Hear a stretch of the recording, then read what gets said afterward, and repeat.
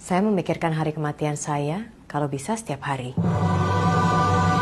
Tenang, saya bukan maksud untuk menakut-nakuti. Saya bicara tentang Memento Mori, sebuah ajakan untuk mengingat hari kematian kita.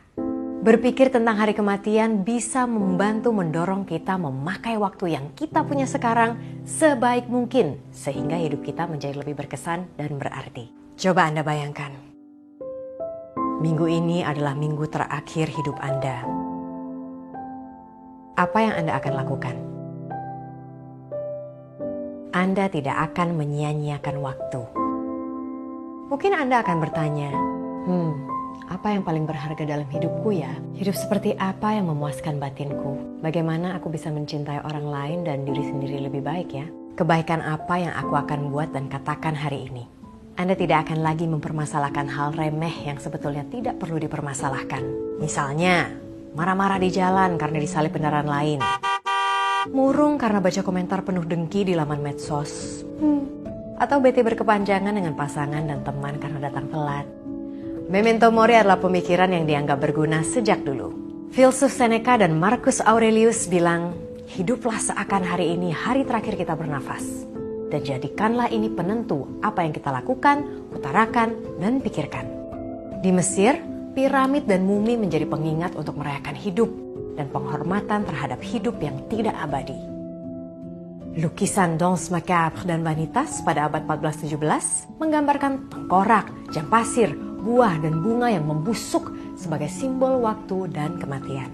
Tidak jarang pula orang zaman dulu sengaja naruh tengkorak di atas meja kerja.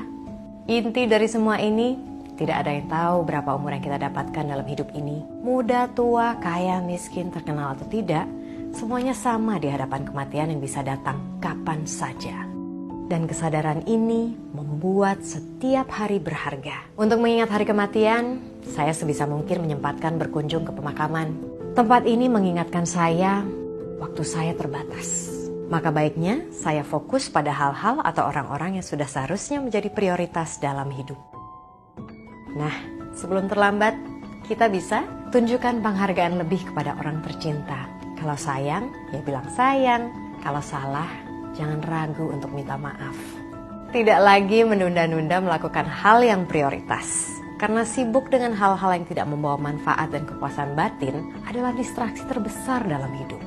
Minim stres, karena kita memutuskan untuk tidak lagi mempermasalahkan hal yang sebetulnya tidak perlu dipermasalahkan.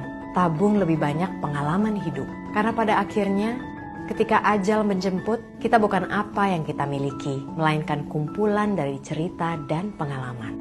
Perlakukan waktu yang kita punya sekarang sebagai hadiah. Ingatlah hari kematianmu. Selamat menikmati hidup.